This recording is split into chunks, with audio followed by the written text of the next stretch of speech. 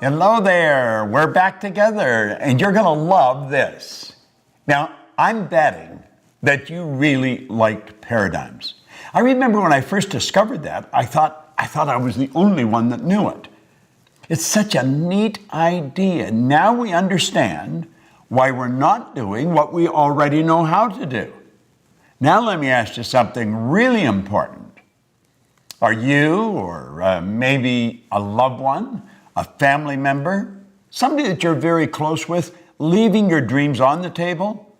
Insofar as your money is concerned, or maybe the travel you'd like to do, or relationships that you want to develop, or the health that you really, truly want to enjoy, or maybe even your love affair. You're missing it. The dream has escaped you. How would you like to know a formula that's as exact, it's exact as mathematics on how to get what you want? See, most people are really extras in their own movie. They look at somebody else and they think, wow, if only I could do that. Well, let me let you in on a secret. You can do that if that's what you want to do. I'm betting that is probably not what you want to do. That's what they want to do. And you know something? If they're doing what they want, you can do what you want, and I can do what I want. See, we're all working with the same mental faculties. We're all working with the same power, and we're all working with the same laws. So it's a matter of understanding how to set and how to achieve goals. Have you ever been really ready to do something and you were scared stiff, and so you backed away and left it back on the table? I know I've been like that. I know a lot of people are like that. Well, if you've done that in the past, or a loved one, you can share this with them. And I would suggest that you do invite some friends in and share this with them, and then sit around as a group and openly and very transparently discuss these hang-ups that we've got, because we've all got them. You're not the only one with them. Now let's stop and think about goals. You know, Thoreau was, he was quite a guy. He said, if a person will advance confidently in the direction of their dream and just endeavor, in other words, you only have to give it your best shot, endeavor to live the life that you've imagined. Do you know what's going to happen? He said you'll meet with success unexpected in common hours. You'll be on your way downtown to do some shopping, and you'll think, I did it. I actually did it. I reached the goal. Do you know the beautiful part about working with goal setting and goal achieving with the right rules by law? That's exactly what happens. You reach the goal and you're motoring at such a speed and having so much fun, you get past it before you realize you've already done it. You're probably off to the next one.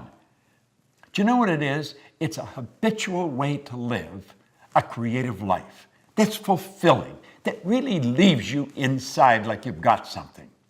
Now, I refer to the system that we use in the Proctor Gallagher Institute. I refer to it as the ABC of goals. Now, you'd say, well, this looks pretty elementary. Well, I'm going to let you in on a secret. It is very elementary. It's just that most people never really learn it. Now, I'm going to talk about the A level of goals as doing things you already know how to do. I had a young guy come up to me one time in a seminar, and he asked me if I'd talk to him about his goal. And I said, sure, what's your goal? He said, I want to get a new car. I said, okay, what kind of a car do you want? He said, I want a new Pontiac. I said, I see. I said, what are you driving now? He said, a Pontiac. Well, you know, some little guard stuff would jump up in my mind. And I said, how old is your car? And he says, it's 4 years old. Well, I said, it's probably time you got another car anyway. You know, I said, how long have you had it? And he said, 4 years. So I said, now let me get this straight. You have known for 4 years how to get a new car. Yeah. Well, I said, then that wouldn't constitute a goal. Now, that doesn't mean you don't get a new car and you don't get a new Pontiac. You can get a Cadillac if you want. You can get a Maserati if that's what you really want. And you should get a car. But you've known for 4 years how to get a car. You see, the beautiful part about goals and understanding it is goals are not to get. Goals is not, you don't set goals for acquisition. You set goals to grow. You set goals to reach inside and stretch and go where you've never been. You set goals to take you to a place you've never gone before. And you grow as a human being, and you know something, you never go back. So A-type goals, forget it. Now let me let you in on a little secret. I'll caution you. Probably all the people you mix with deal with A-type goals. Now why do I say that? Because we're attracted to people that are on the same frequency as us, that are in harmony with us. We talk about the same things, we like about the same things. So when you go for that new goal that's beyond the A-type goal, they're not going to support you. It's not that they don't love you. It's not that they don't want you to win. They don't want you to leave. That's right. They don't want you to leave, and you're going to leave. You're going to raise your consciousness, and you're just automatically going to attract a whole new world into your life. So where do we go if we don't do A-type goals? Well, you go to a B-type goal. Now, many of the people that really think they're shooters, they're really making it happen, they're going after B-type goals, and this really doesn't cut it. It really doesn't cut it. You know how I said in paradigms you got all this knowledge, but you're not using it? Well, that's true in the B-type goals too. See, the person that's after the B-type goal, they pay attention to what's going on in their life. They know how much money they've got in the bank. They know how much is coming in. And they're pretty accurate when they survey their world. I'm talking about their material world and their social world of, him and her and it and them, the people that they could go to for support. And they've got to have a plan. The plan has to be right on the money. Now, they think if this happened, and if that happened, and if she did this, and he did that, and if that money come in like I want it to come in, if all these things happened, then I could do that. And so reluctantly, we say, that's the goal. You'd say, well, is that really the right goal? No. Why not? Well, because you see, you already see how it's going to happen. So in that respect, it's much like an A-type goal. You've got to stretch a little bit, but you know if everything falls in place. Now, I'm going to tell you something else. There's no inspiration in a B-type goal, and you're going to have to be inspired. But you don't get inspired going after a B-type goal, and your old buddies, the A-type people that you're always with, they're not going to support you because they don't want you to leave. So we got no support, and we've got no inspiration. Now, what's the next? The next is a C-type goal. See, the C-type goal, that's what I really want. When you sit and you daydream, you may have a couple of drinks in your mind, whoo, and you're off on a trip somewhere. If only we could do that. If only we could do. And you're fantasizing. But you see, there's a problem with fantasizing. You have been told you don't fantasize. That's not being realistic. It's totally illogical to think that you could do that. Well, that's pretty interesting, It really is pretty interesting. Because if you go back and you study in history and you take a look at the people that have really made their mark, they've been ordinary Johns and Marys who have done something that changed the entire world. Now, you'll often hear people say, well, one person can't change the world. I'm going to tell you something. One person changed my world. And I'll lay you odds, you get locked into this and you share it, and they're going to say you've changed their world. See, we've got to be able to get beyond that barrier of logic. We've got to break through that paradigm. That line that separates us from what we want? It's a paradigm. That's all it is. Do you think the Wright brothers were being logical? Do you think they were being realistic? They weren't scientists. They weren't aeronautical engineers. They were bicycle mechanics in Dayton, Ohio. But they were going to fly. Now, even their daddy was a bishop in a church. He told them they were going to burn in hell for even suggesting that they could fly. But and I know, they introduced us to the kingdom of flight. And it wasn't that many years until we were on the moon. Now think, they crashed right through the logic barrier. They went right through it. They didn't let it stop them. Now you may say, but they're different than me. Well, they probably are. They didn't leave their dreams on the table, and you may be leaving your dreams on the table. Get them off the table. Get them back in your mind. Fall in love with them. Plant them in your heart. What did Solomon say? As a person thinketh in their heart. You've got to get emotionally involved with this. How does a guy like me, no formal education, no business experience, earn millions of dollars, build a business that operates all over the world? I do it because I don't let logic stop me. I'm not afraid of losing. Now think, what do you really want? Go lay under a tree somewhere. Don't even talk to anybody. Let your mind wander. Let it take off. Go to the land of imagination. Think about it. Let your mind wander. Go right through the terror barrier that we call logic. I'm going to teach you something about the terror barrier later, but I want you to stop and think of what you want. I had the very good fortune of working with Sir Edmund Hillary. Now, you might not even know who he is, although he hasn't been gone very long. He is the guy that was the first person to stand on top of the world. He was the very first man to stand on the top of Mount Everest, along with Tenzing Norgay, his Sherpa guide. So you know the beautiful thing about them, this little side deal, neither one of them would say who got there first. Tenzing Norgay didn't say. Edmund Hillary didn't say. But they were the first, Hillary and his Sherpa guide. Now, Ed Hillary was a beekeeper from New Zealand.